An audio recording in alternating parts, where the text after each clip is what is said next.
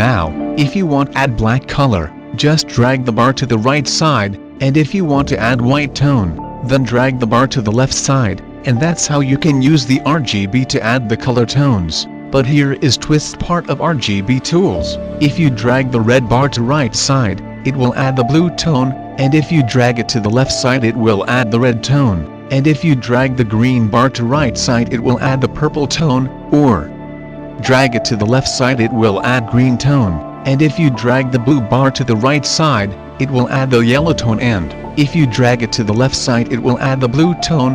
That's how you can add the colors tone while using the curve tools. Why it's happen, how it's work, we'll talk about this topic later in the series, so make sure you subscribe my channel to get those lessons. For now just remember these rules.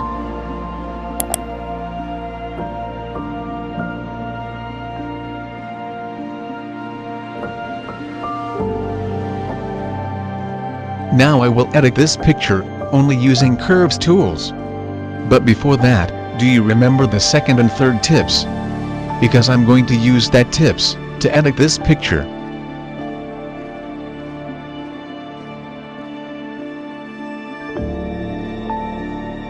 Do you understand what I did here?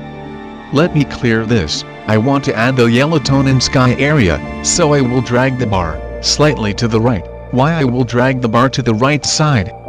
What if I will drag the bar to left side? As I said before in third tips, if you drag the blue bar to the right side it will add the yellow tone, and if you drag it to the left side it will add the blue tone. That's why I'm dragging the bar to the right side, to add the yellow tone in sky. And I will drag the shadow and highlight bar slightly to the right side, so the yellow tone will affect only in particular area where I wanted.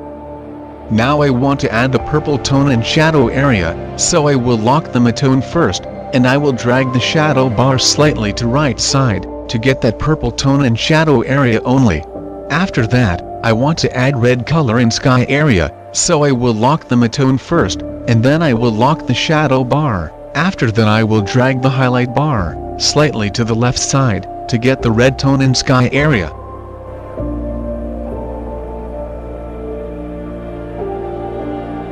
Now I will add some contrast. For that, I will drag the shadow bar slightly to right, to add the black tone in shadow area, and now, I will drag the highlight bar slightly to the left side, to add the white tone in sky.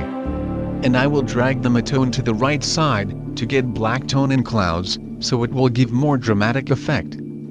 That's how you can use the white bar.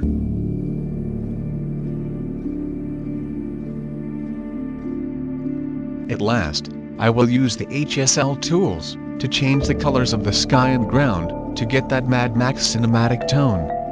I hope these tips will help you to increase your editing skills.